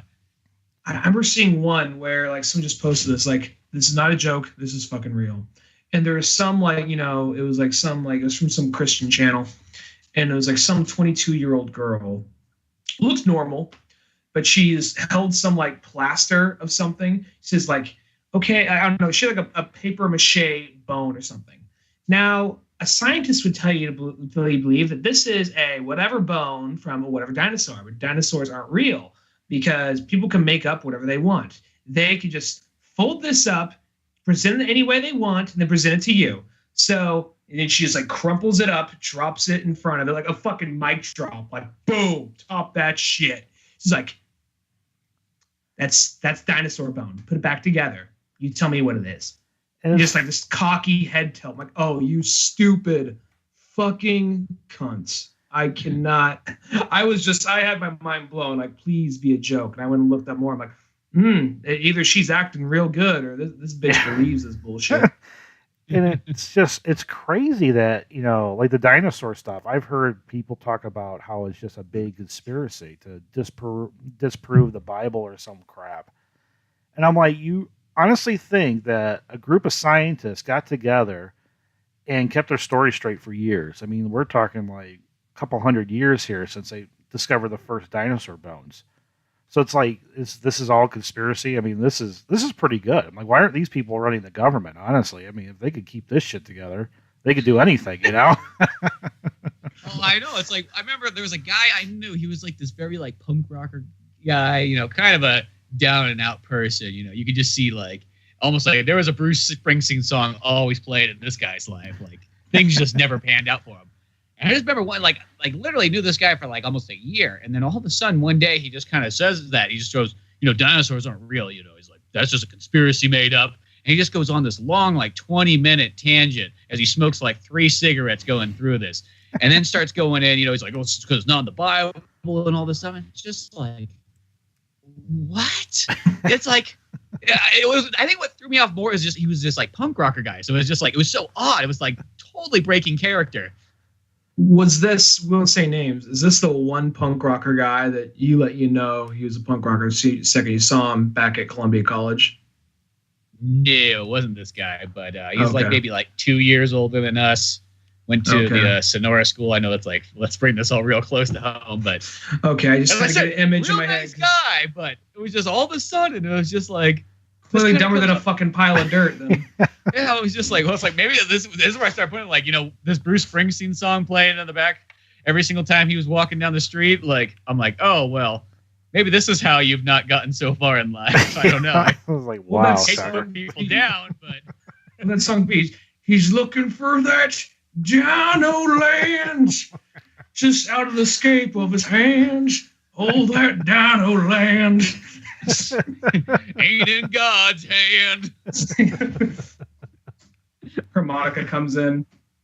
It's funny though. People are weird. Like, that's the one thing I've learned throughout my life. That just people are just so fucked up in the head. It's unreal. And I think that's what makes it fun. Like, just, you know, I've come across some people. I almost want to pinch myself. It's like, all right, am I dreaming or is this true? Like, is this really happening or are we in some weird fantasy land right now? So, I'm not sure. My question is it like, I know there are people out there, they're just like trying to just, you know, poke at them. Just like, let's just say some crazy shit, see if they agree with it. I know that totally exists. Oh, yeah. But my other thing is it people that just, is there other people, like, what gets them to that point? Like, do they have so much distrust in their people in their life or the government itself that they're just like, you know what also is a front, aside from, you know, Watergate and 9/11? 9/11 seems like a stretch. Oh, you think 9/11's a fucking stretch? What about fucking dinosaurs, man? Like, okay. It's like they just leap from one to the other. I don't know. I mean, even the 9/11 stuff, it's just kind of like some of that stuff. It's like, all right, I'm going to stab myself in the head because what you're talking about is just totally doesn't even make sense. I mean, I think some of it is just they don't have a grasp of science. Like, they just can't explain it. It's hard for them to wrap their head around, and they just like make up their own beliefs, I guess. It's that sort of weird thing that, like, you put all this time and effort into researching this, but you don't want to pick up the book. I mean, this guy, like, when I was talking, he's like, you know, the school system lies to you. You know, all the books that they are feeding us throughout the years, he's like, that stuff's all made up history. You know, that's not real stuff. You can't believe it, you know. It just starts going on like, was this just one of those ones, like, maybe when your life just gets to this point where you're like, you know what, the government's against me, I see where it's coming from. And it just starts like, you spin around your house and maybe everything starts to connect. And this is how you get into this position of like where you start to go, I don't believe this and this and this because all this has failed me. So guess what? I'm going to go to this section of life and pull these weird facts out because it's just so weird going like, I mean, okay, yeah, I will say that, like, you know, you pick up obviously you take like a grade school, like, history book. They're going to give you like the history, but they're going to give it to you in more of a nicer style. They're not going to like maybe talk about as evil as certain things were and so on. But it's not like they're lying to you of stuff. You know what I mean? It's not like they're just making stuff up because this is what the government wants you to know. Yeah, like history, like I was always told in school, the only thing that's fact in history is dates. Like the rest of the stuff is kind of like to the victor goes the spoils kind of a deal. Mm-hmm. You know, so I mean, some of it's I guess what they would want you to know. But I mean, to me, it's not anything to go, you know, I'm going to dedicate my whole life because I don't trust the government. I mean, I don't trust the government, but I'm not going to sit there every moment of my life thinking they're coming to get me. Why would they come and get me? I mean, they're coming to get me. To pay the tax dollars. Yeah. So they're not going to. That's how I kind of look at it. It's like they want my tax dollars, so why are they going to mess with my life as long as I'm not like causing havoc? It's kind of like the gun people, you know. Like, I'm a gun guy. I like to shoot guns. I mean, that's anytime somebody anti-gun talks to me about it, I'm like, I just like to shoot guns. I'm like, it's fun. Yeah. I'll take you out. Let's go.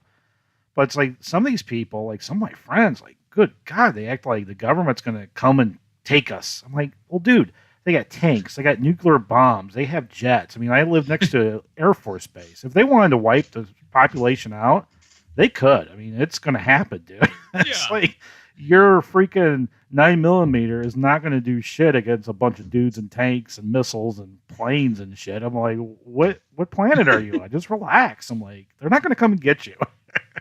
I used to make this joke when like that point where like Barack Obama was kind of talking about gun control, and people are like, Barack Obama's gonna come and get my guns. It's like, do you literally think Barack Obama's gonna come to everybody's like door and kick it down and go, where's the guns? Where are they? Just start like shaking you down himself, just starts punching you across the room.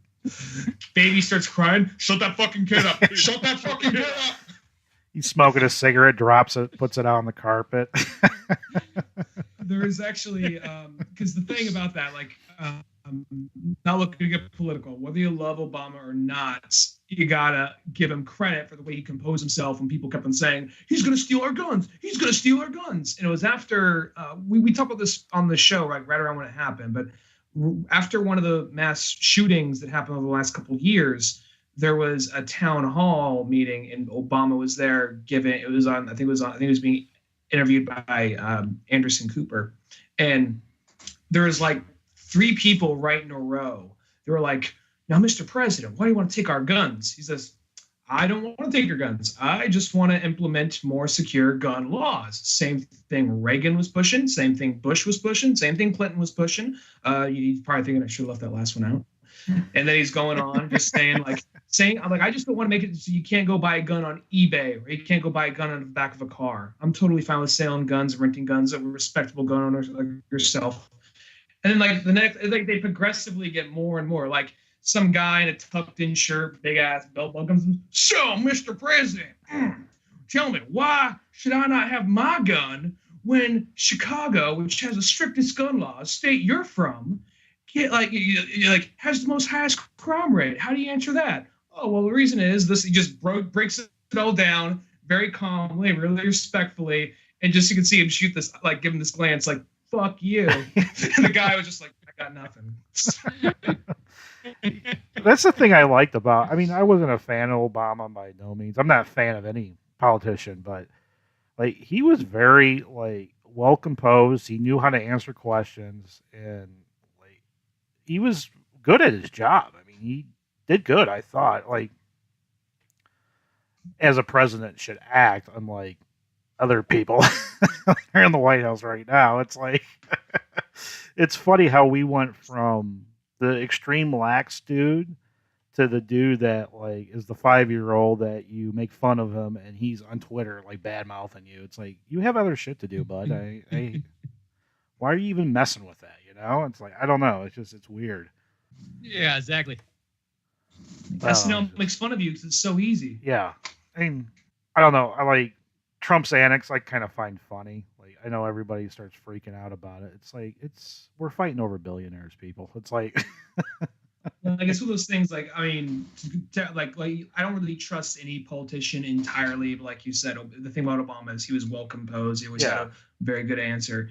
But where Trump is just like, I don't know, like he just seems like an angry old man who just like stumbled into a room like, I fucking know what I'm doing. Fuck you. Get off my dick. And I think a lot of that with him is just an act. Like he knows, I mean, he's smart. I mean, he knows how to get people triggered, get people fired up and work the media, work social media and all this other stuff. So I give him ends. He's smart on that end. He knew what he was doing. Like for a 70-year-old guy, he knows how to work like all this new technology and stuff, you know. It's just and get people excited about, I guess, whatever or pissed off about whatever. But any reaction you get, I mean, it's like my grandpa used to say, even bad press is good for you. I mean, your name's in the paper, so what does it matter? It's free publicity almost, you know. Exactly. I think I always call it like it's like what Miley Cyrus does too. It's like, I really don't think she's that crazy. I think she knows exactly what she's doing every single time she does something weird.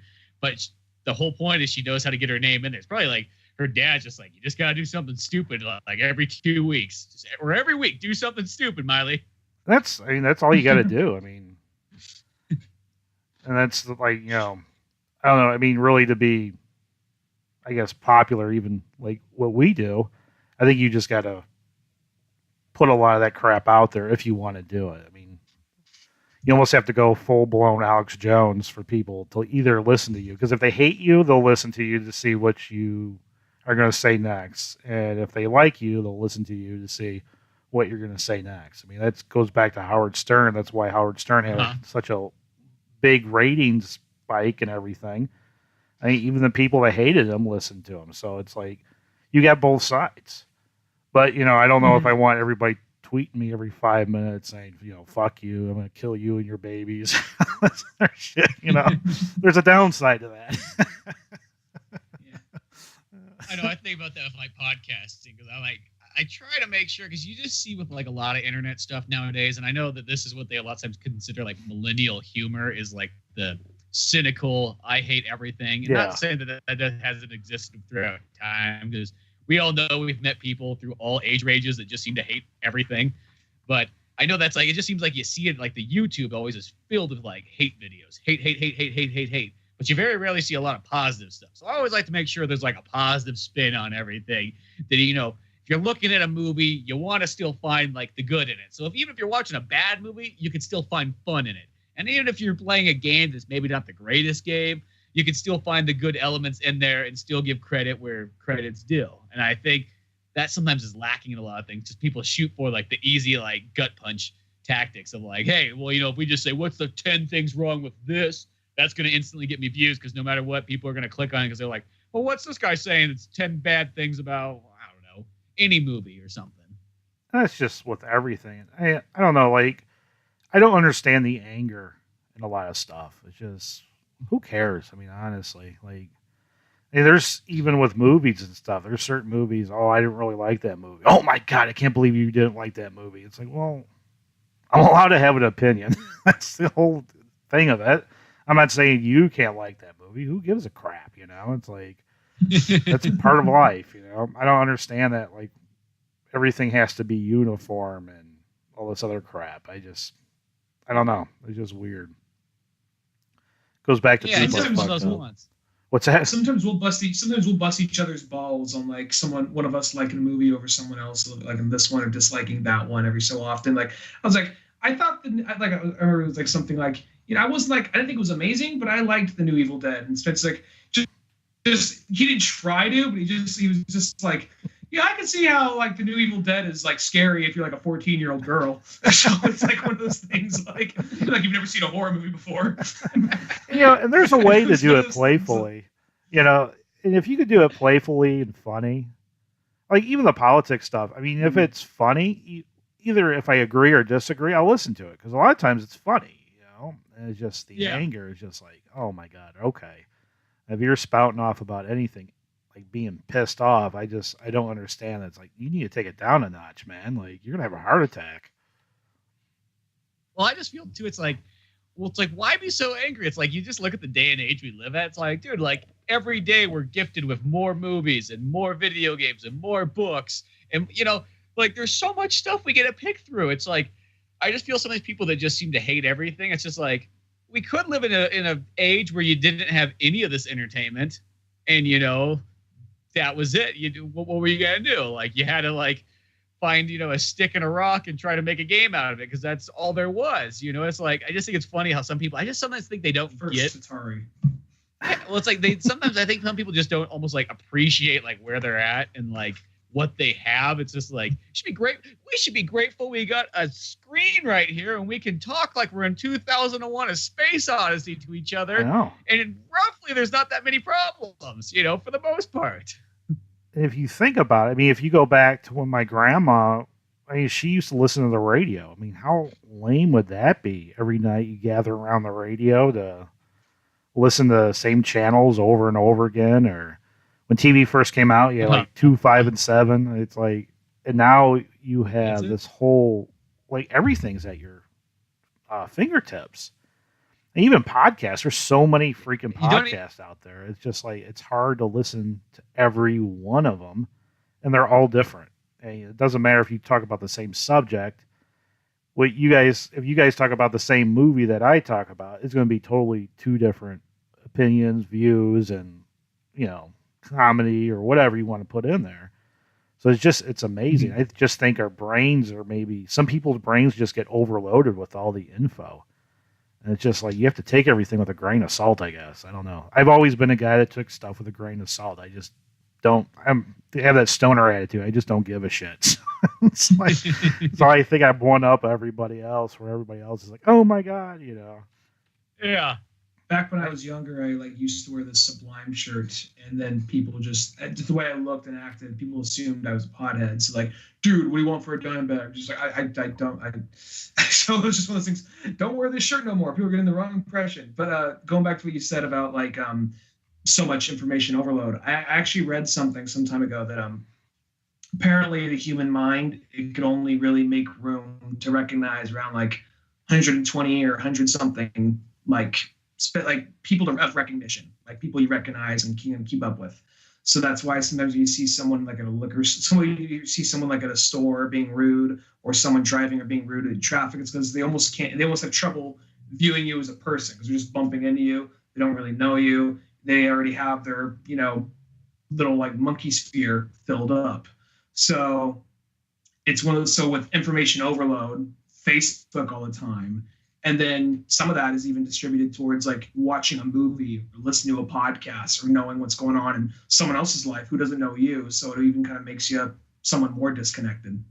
And I could see that. No. I mean, we're really disconnected from each other. I mean, just 10 years ago, me and my wife can sit there and talk without, a phone. And her and I are carrying on conversations flipping through Twitter or Facebook, because I know I'm bad with Twitter. I'm addicted to Twitter. But she loves her Facebook and stuff. We can carry on conversations, and it's this is so weird. 10 years ago I had a flip phone. It's weird how we're disconnecting from each other, which I guess causes violence a little bit. I don't know. Well, it's perfect. It's you can use the podcast as an example. It's whenever you can do a podcast just in person, and it's not saying that Skype's not nice. It's amazing to have, but you get that chemistry of almost being in the same room with somebody. You can really read their expressions right then and there. There's not a delay. And there's something about that always just makes great. It's I've always been that kind of person that generally, unless somebody's far away, it's hey, if you want to talk or something like that, just come on over, or I'll meet you. It's I like to have the interaction almost a little bit more than, using, the technology is great for when you're distant, or if you just need to get quick messages across, but there is something to be said about just straight sitting down and talking. And just texting, I hate texting. My dad will sit there and text me everything. And it's just dude, call me. What?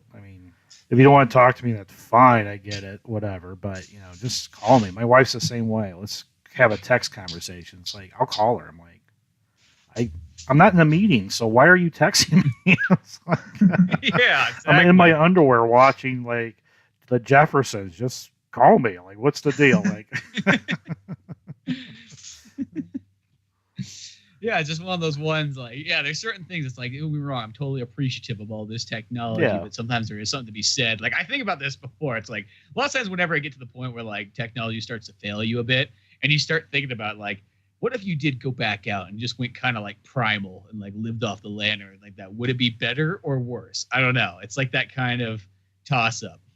It would be fun, but man, it'd be a lot of work. Mm-hmm.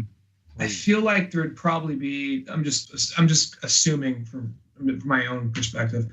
I bet it'd be one of those things it would probably feel really rough. First off, if you had the physique and ability, you almost could just matrix that information into your head.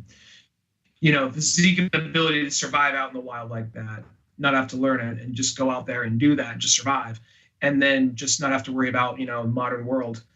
I think there might be a 2 year, not 2 year, probably a 2 week or maybe a month adjustment of oh wow, I just can't reach in my pocket and look up whatever I want or call somebody. But I think you probably get used to it.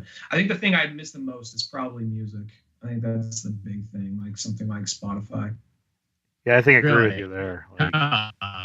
Chris, what would you miss the most if you went out and went primal into the woods? Man, probably music and sports. I'd have a hard time giving up football, especially football season coming up here. That'd drive me nuts. But I don't know. Maybe after a while, I'd just be whatever. I know. It's I kind of wonder. It's if I was out primally, it's I don't know if I would necessarily, because this sounds weird. I'm one of those people I listen to music, but I have definitely dialed back my music listening. so much less nowadays. It used to be in the old days, it's like, okay, you get in the car, you listen to music. You go to work out, you listen to music. You take a jog, you listen to music. You work, you listen to music, and so on. And now it's like, I don't listen to music. It's like, I don't listen to music when I work out. I don't listen to music if I go for a jog or go outside or anything like that. And like, even when I work, as long as there's like no other sounds around, like I'll just like work in more silent, I only use music to kind of fill the void if there's other noise going on. So it's like, I've gotten to this point where it's like, once you kind of start minusing things off, because, you tell somebody that who works out and listens to music all the time, they're like, oh, dude, I could never like not listen to music and work out. And it's like, oh, you get adjusted. And, like many other things.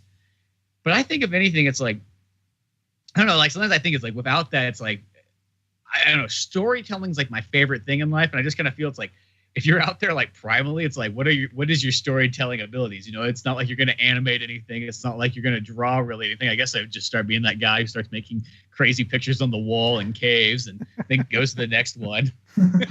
I would find a way to get that out somehow, some way. But that's probably like what I'd miss is just my ability to like kind of like create stuff and to like, tell stories and, whether it be podcasting or whether it be comics or art, something. I feel like for my side, because I see what you mean right there. I think, I guess I would never really know unless I was in that situation. But I think for me, it's because like if I'm in that situation, I'm assuming I'm away from other people. So if I know I'm with other people, like, oh, dude, check out the shit I made. And without that to show someone that shit I made, it's just kind of like, all right, well, I guess I'll listen to some Rolling Stones. Yeah, it's just like I don't have anybody to show now. See, that's what I feel like. I'd be like the crazy guy, like making paintings on the wall and everything like that. Like someone will see this in the future, one of these days. But would you? But would you be busy with I miss other Batman. stuff? Like, see, I really miss Batman. That's one thing. Yeah, Batman's pretty badass. Oh, lost people. But yeah, it's just it's one of those ones that I do think about because every once in a while, like when technology lets you down, there is that like primal urge that like kicks in. Like, yeah, maybe I should just go run off into the woods and just be self-sustained and be out there. Like, and I'm not talking about like go off the woods and go like, oh, I'm gonna like live off the grid or something like that. I'm like, no, I'm thinking more like you go pure caveman and back to nature, kind of off in the woods.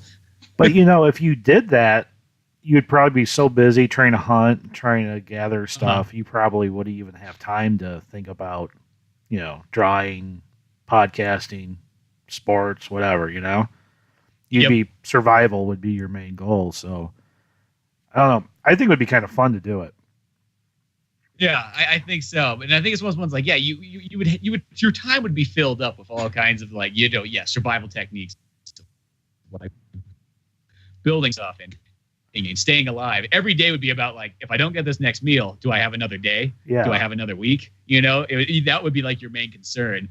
But, that is sort of like how we get to like, it's like back to the robots. It's like the more robots can take care of us, like the more almost time we have to sort of create and invent and build and, that kind of, that's where I would look at it so nice. I use the example to people. I go, This is almost how I sell robots on the people. I'm like, okay, think if you have a 3-hour commute every single day. You got to drive 3 hours to the city and 3 hours back. That's 6 hours a day of driving. Now imagine you have a robot driver now. Now you got this 6 hours a day that you can sleep. So you could almost sleep 6 hours there. And then when you got back home, you would almost have the whole rest of the night or whatever it be to yourself. Because, you got like most of your sleep out of the way in the car. Or you could work on projects while you're driving there, catch up on work, anything extra you need to do. You could just be working on your computer. The robot knows where it's going. It'll drive you there, or, that could be your time if you want to enjoy stuff. You want to read a book. You want to play video games. You want to do that. Well, there's your 6 hours right there. It's like you're not really losing anything. And that's what I look forward to in like that kind of robotness. It's like how much time you can almost like save and how much more time you'll get back to do whatever you want to do with it. It's kind of like the... when I lived near Chicago and you jump on the train, that's all you see the businessmen do. They'd be working on their computers or sleeping or whatever. And it's like, well, this ain't a bad gig. It takes you an hour to get to Chicago. So you snooze, take a little nap before you get into work and you're nice and fresh, could take a nap or relax and watch the industrial countryside swipe by you as you drink a beer or something. I don't know. I mean, like, I don't think I can get to the point where I can let a robot drive my car, though. I think that would just totally freak me out. You want like a Johnny Cab from like Total Recall? Yeah, I just like because they test the robotic cars here in Phoenix. I think Tesla or something or Google, and just I know Uber has them. Maybe it's Uber, in yeah. San Francisco. But it's like I've seen them on the news all the time, and it's just like I don't know the thought of watching the wheel drive itself. I have a hard time with that. I think that's my fear of flying. Like if I was flying the airplane, I'd be fine. But I just don't like the idea of somebody else in control of flying the plane. And it's like you don't know him. You can't trust this person. Yeah. Like who's to say? I mean, what if he just drank like a fifth of vodka and just had a fight with his wife? Yeah, exactly. You don't know what you don't know what the pre-story was to this guy's life. You don't know what Bruce Springsteen's song was playing before he got on that plane. Maybe it was one of the really upbeat ones. Maybe it was hopefully. He's going to the plane today. It's going to be good. That's very Springsteen-y right there. Yeah. It's not the and he went down to the river and still hasn't paid off his airplane debt because he went down. Well, no, it's Springsteen's always a 50-50. It's either the river where, hey kids, wear a condom, life's gonna get sad, or it's just like Badlands, like escape these Badlands, your dreams can come true, whatever, that kind of type shit. Yeah, or Glory Days, or something positive and upbeat with a sweet guitar solo and everything. Glory Days is sad. Glory Days is like, oh, I wish. Well, that is more like a reminiscent thing. With an upbeat tone. Yeah. Sadness to an upbeat tone. Yeah. But I get what you mean on that though, Chris, about the whole like you don't really know. I mean, I just trust like, well, he probably knows what he's doing. But at the same time though, I get what you mean. Like you don't know the story of what that guy just walked into or where he's come from. Even the thing with the robots like driving, that's one of those things where it's like, because I see those Uber cars go by, and it's like there's a guy currently driving. They're still not technically legal yet because they got to iron them all out because they don't take into account the way how other people drive. It's kind of learning how the other guy drives, so it has all this shit strapped everywhere. And it's just one of those things where it's just I get why it'll get there eventually, but it's just one of those things like imagine when things are gonna come like it's gonna be so far in the future like. Hey man, check this out. What? It's a cab service where someone drives you. I mean, a person? Yeah, a person drives you. Oh, so it's going retro. Yeah. That's what I tell my son all the time. I do think things like that will come around. If you think about just how quickly like technology moves, it's just like I told my son, I go, when I was in grade school, because he's in grade school right now, I'm like, we didn't have the internet. The internet wasn't really started going off until probably middle schoolish. I remember it was real slow and just sucked. But it's like I never really had the internet until high school. And it's weird how you go from encyclopedias having to go to the library to almost those are gone now. And it's just like there's no newspaper companies anymore. And it's like I don't even remember the last time I read a newspaper. And it's just everything's at our fingertips. I mean, I could sit there and yell at Alexa and what's the temperature outside? I don't even have to go outside anymore. It's like it's weird how it progresses, and I'm like, wow, think when you're my age, how much stuff will progress. Like you may not even have a cell phone. It could be implanted into your brain for all you know, and you just you have to think about somebody to call. Yeah. Yeah, I think that's weird. What it will become. It's more like that. Because it's And I think there's a dark way to look at it, but there's almost like, you can like, I try to look at most of the positives at it. And I just kind of think of like how much stuff you could get done when like extra things are automated and just, it's like, I don't know. Something I've just kind of learned is like the farther I've gotten into life is that like every extra second you can kind of get is an extra second you get to enjoy. So you just want to make sure you try to collect as much of that time as possible and try to, waste as little time as possible because it's just one of those ones you just start seeing that time fly by. It's always like when I love to like talking to like people that are like 20 years old when they have that like everything is great, it's all gonna work out positively. You know, I got everything set. It's like in stone, and we're gonna make it. And you just kind of almost want to put your hand on their shoulder and go, "It ain't gonna work like that. Whatever you think that is, it ain't gonna go that direction. No matter how much you think it's gonna go that direction, it's gonna go any which way but loose. Come on." And, you know, I'm one of those people that like, when I'm in the shit of things, that's kind of like when I'm the happiest, I think. If stuff's going too good, that's when I start getting nervous and getting anxious. I think a lot of the bad stuff happening, or not really the bad stuff, the kinks on the road, I would say, I think that's part of the fun of life. It's just, you know, my wife freaks out about stuff. And I'm like, she gets mad because she's like, "You're so calm." I'm like, well, I've had plan B, C, and D. I'm like, I'm already on plan D. I'm like, and I got 3 more plans in the background, so just don't worry. I'm like, and it's taken her like quite a long time to get to the way kind of I am. And she's one of those people, she's driving down the road's blocked. She doesn't just go, "Oh, I'm going to go turn." Why is the road blocked? This road's open. I always take this road. Why can't I take this road? It's like, doesn't matter. Just turn. I see the road's blocked. Okay, I'm going to go take a left or take a right. You know, if that's blocked, I could take another left, another right. I mean, you just keep marching until you can't march anymore, I guess, you know? Well, it's like in that thing, it's like sometimes you might take a road that you never knew existed, and on that road, maybe you find one, maybe it's a shorter path. Yeah. Maybe you find a business that you never knew was there. You know, it's like, I think that's kind of how it is. It's almost like the best things happen that are kind of like unplanned, and they just kind of happen to be, it's like, oh, I didn't realize we're going down this path, but look where that led us to. You know, and even like things that are kind of, I guess, bad, you could almost even say, it's like they always make for better learning experiences than things that are good. Well, yeah, kind of like to sort of add on what you just said, Spencer, right there. I can think of some times where in my life where I was like, in the moment, really depressed and really just frustrated. And I think back on those times now. It's not like, oh, those are good times. But for some reason, I get a little like kind of nostalgic, maybe not for that feeling, but maybe just for things that are going on around me that I didn't really realize at the time, you know? So not kind of like, oh, I wish I did it this way or I wish I did it that way, but more of just kind of like in the moment, like, oh, well, this thing was going on, but this was going on at the same time too. And that was kind of nice. So it's kind of weird. Like, you know, I just try, you know, whenever I find myself being like, oh, this is shitty, I'm like, well, I'm probably, when I think back on this, probably not going to be thinking of this. I'm probably going to think of this thing over here, or that thing over there. Yeah, it's funny how that kind of works.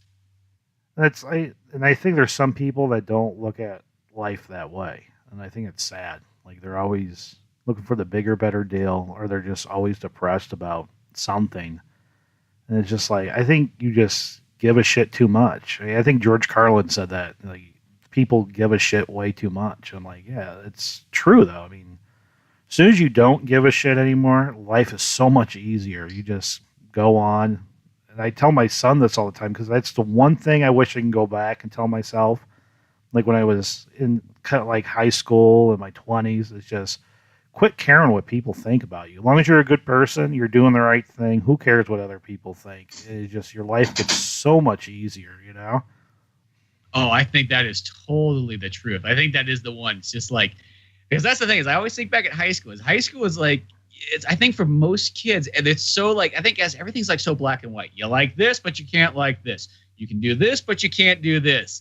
And you just kind of think about it because it makes you kind of laugh when you think about it, like when you get older. And you just go, might as well have just liked everything and just did not care whatsoever, because in the long run, you're probably going to like all those things that you say you didn't care about.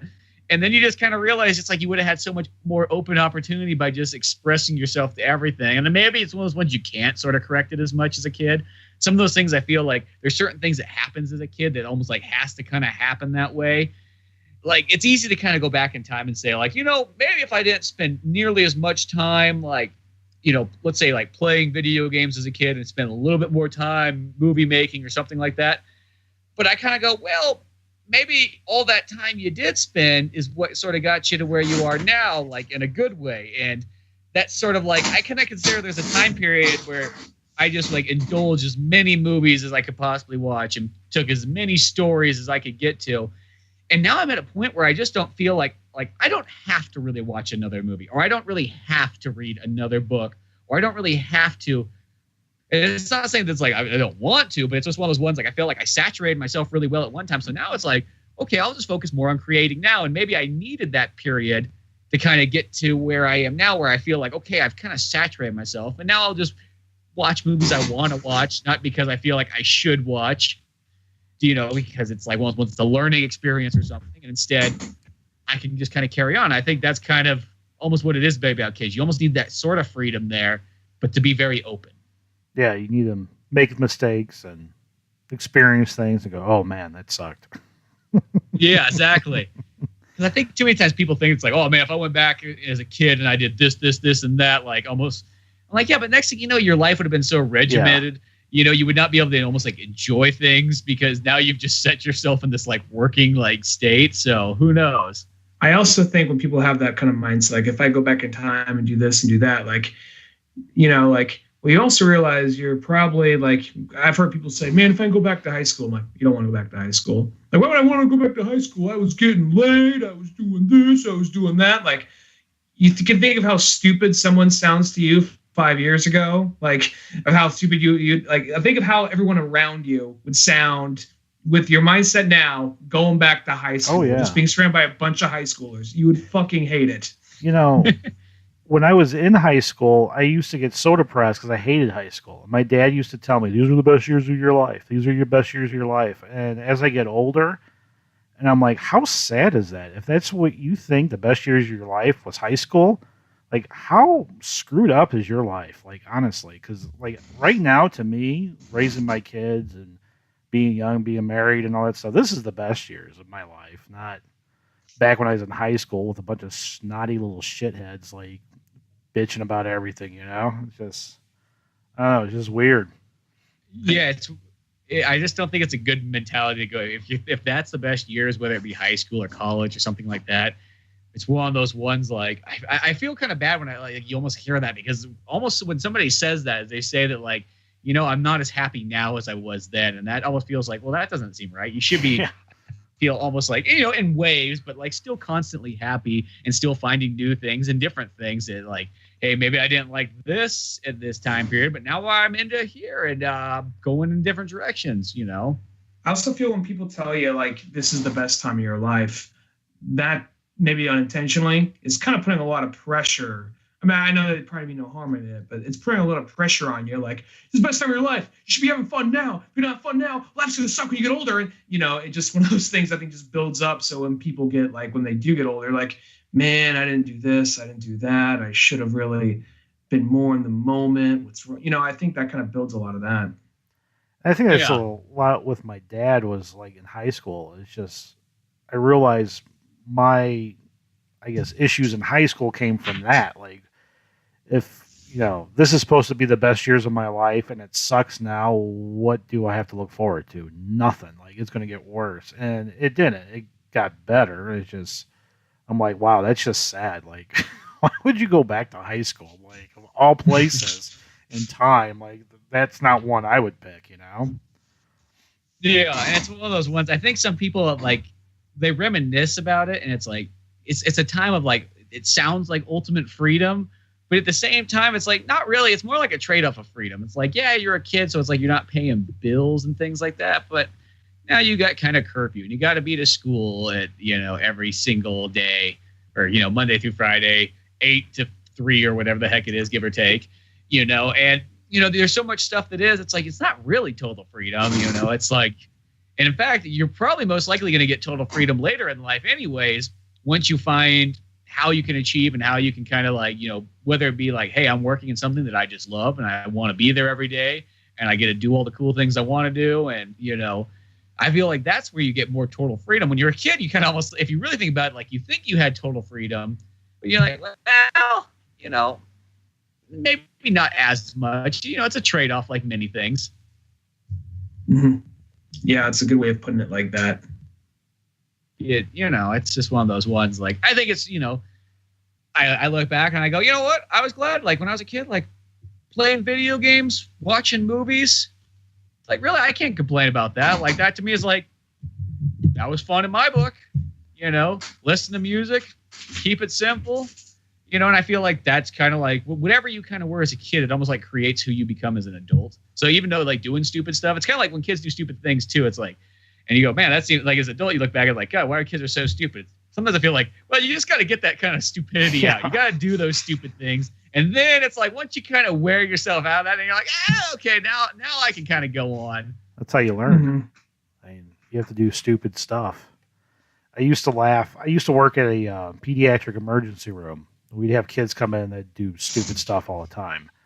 And it's always funny to me because they'd sit there, oh, you know, you're going to give me a little extra too. I'm like, no. I'm like, you did something stupid. I did a lot of stupid shit when I was your age, and you'll do more stupid shit as you get older. I still do stupid shit. I mean, that's just part of life and part of having fun. Is like, just don't worry about it. Just tell all these other people to shut the hell up, you know? Yeah, exactly. There's also a little bit of that kind of like, every so often you'll think of like those couple things you did as a kid. You're just like, why the fuck did you do that? But it's almost like that shame kind of molds you to a certain extent. I actually had that happen to me a little bit the other day. Like it was kind of created a new shameful moment for me. But I was going to get like to this coffee shop for work. And while waiting for my coffee, I just remembered some embarrassing, stupid thing from like grade school. And not even like just that age. And just remember just freezing in place with the stupid look on my face, like, fuck, that happened. The guy's like, Ryan, I just realized I'm looking dead at this guy with this like slack-jawed stupid stare. Like, oh yeah, me. It's like Ferris Bueller's Day Off. Yeah. Ryan. It was just like that. Yeah. And I was just thinking back on this really stupid thing I did. Like, why the fuck did you do that, you dumb motherfucker? Why are you just... Oh, you're staring off into space right now, looking this guy dead in the eye without realizing it. At least you were yelling like, why did you do that, you dumb motherfucker? What's wrong with you? What's wrong? Sorry, sir. I thought I made it right. I guess we'll go back and try. Oh, sorry. I wasn't talking about you. It's me. It's me, not you. Me, not you. Me. I started shaking him. He was like, sir, here, you can have the coffee for free. The thing is about it though, it's not like a place I've never been to before. It's a place I go to like every day before work. So the guy knows me. So he just like, why the fuck is he staring at me like this? So did he just stroke out in front of me? What's the deal? I looked past him in the mirror and it looked like a stroke face. So it's a possibility. I could just played it off, like just made talk with one side of my face for like while I was there, like, thank you. Just like rather leave, you know. One of you like walked out like faking a stroke and everybody's probably like, should we have helped that guy? Well, he got out the door fine, so I'm assuming he's gonna get through life fine. He'll be all right.